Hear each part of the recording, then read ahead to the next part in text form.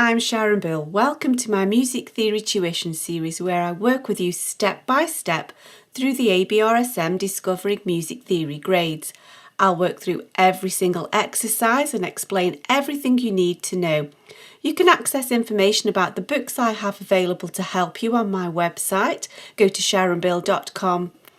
For advert-free and longer lessons, you can become a patron at patreon.com/SharonBill.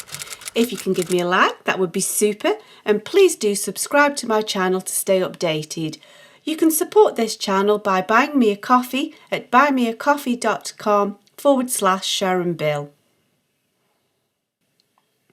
Let's continue on to page 53 of the Grade 4 Discovering Music Theory workbook as we continue with exercise 7, continuing to describe the chords here, giving them their proper Roman numeral to thoroughly describe the harmonies that are occurring in these given melodies. And so we're concerned with finding and describing chords 1, 4 and 5 in a given key. And so here our tonic is A flat, and then we'll worry about the key signature after that. If we count up 4 from the tonic, A, B, C, D, and then the 5th is E. Of course it's flat, but we'll worry about that later.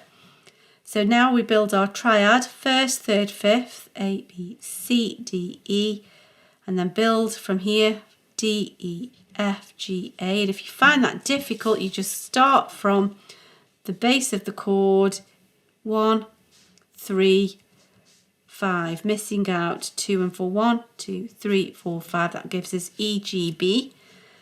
Now of course it's A flat major, which means there are B flats, E flats, A flats and D flats, and you could put those in if you want.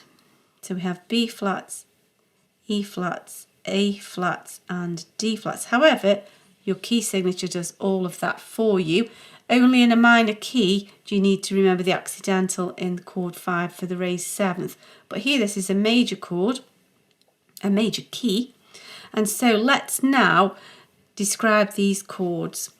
So we have here an A flat, an A flat, an E flat and a C.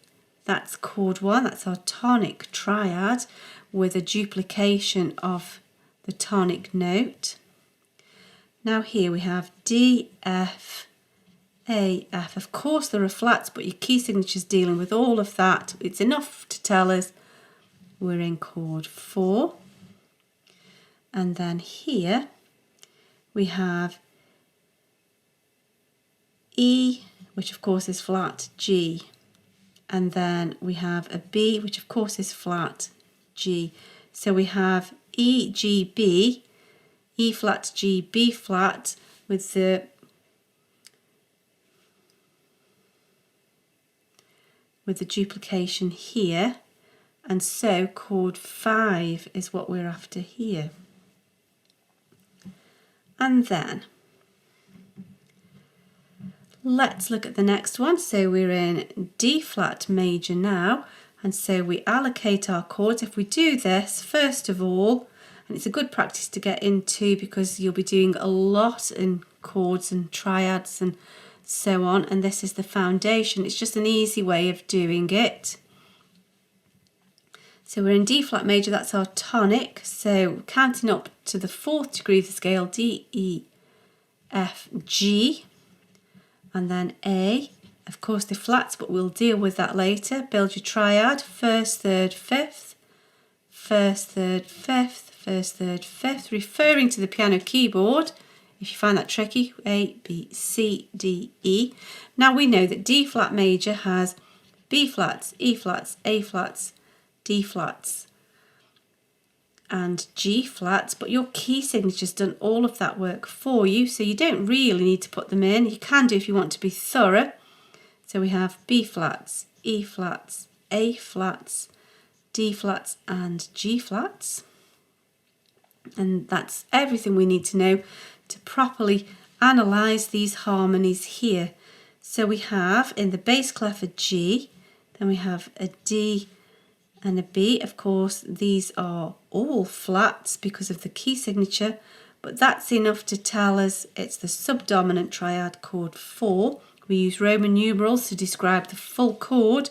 Just a normal number just describes a single note. Now here we have a D, F, D, A. Of course it's a D flat and an A flat. That's chord 1, our tonic triad. And then here we have A, C, E. Of course it's A flats and E flats, and that's enough to tell us it's chord 5. And then finally we move on to exercise 7G. And so we need to just think about chords 1, 4 and 5. And we're in F sharp minor, number 1. The tonic, the first degree of the scale is F sharp, F, G, A, B. And then C, of course it's C sharp, but your key signature will deal with all of that. So build your triad, first, third, fifth, F, G, A, B, C. And then build your triad from here, B, C, D, E, F, first, third, fifth, and then first, third, fifth. Now your key signature, F sharps, C sharps and G sharps, will do most of the work for you, F sharps, C sharps and G sharps. But the one thing you must remember in a minor key is the raised sevenths. We have to raise the 7th degree of the scale, which always falls in the middle of chord 5 here. However, that's all of the thinking done. So here we have an F sharp, a C sharp and an A. Because of your key signature, that tells us we're in the tonic triad chord 1. And then here, now this is a big clue here. The fact that we've got this E sharp tells us we must be in the dominant chord here. So we have a C sharp, a G sharp, an E sharp. That's always going to be an accidental, not part of your key signature. And when you're looking to name a key, that's your big clue that you're in a minor key. And then we have a C sharp. So in that, oh, that's a C sharp and a G sharp. I wrote that wrong, didn't I? Getting too excited about the C sharp, aren't I? So that's enough to tell us that we are in the dominant chord there. Then here we have a B, an F sharp and a D. And that tells us we're chord 4. And then here again, there's our clue. There's our clue telling us we're in the dominant triad. We have C sharp, C sharp, E sharp and G sharp. Everything is there to tell us, yes, indeed, that's the dominant triad. And I always find that when we get to this section, that's the hard thinking, I think, for the paper done. This question here is like a really nice, simple downhill question. Once you've got that little bit sorted, the rest of it just kind of makes sense.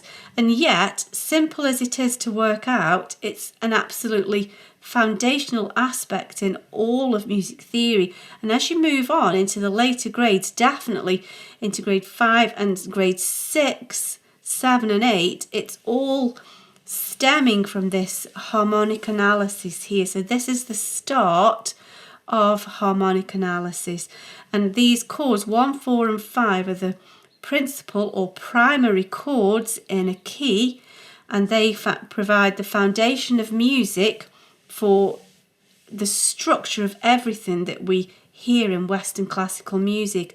And as I've mentioned before, the 12-bar blues is just entirely of chords 1, 4 and 5 in a certain progression, and many rock bands have just made a melody out of these 3 chords. In fact, you can make a basic melody out of just chords 1 and 5 actually, because chord 1 is the chord that makes it sound like it's home and finish. Chord 5 really leaves you hanging and leads you back to chord 1. Chord 4 doesn't sound quite so finished, but it's a more gentle lead to chord 1 actually. And so each of these chords, each of these harmonies creates a certain musical effect, which is why a composer will change between them. It's so fascinating, and that was a great introduction to the topic. We will come back to this again on the practice exam paper, but for now, that's that section completed. I hope this is helpful to your studies. Please do like and subscribe to stay updated. If you'd like to support this channel, you can buy me a coffee, and for advert-free lessons, you can become a patron. Do visit my website where you'll find many resources available to help you. Visit sharonbill.com. Thanks for watching. Bye.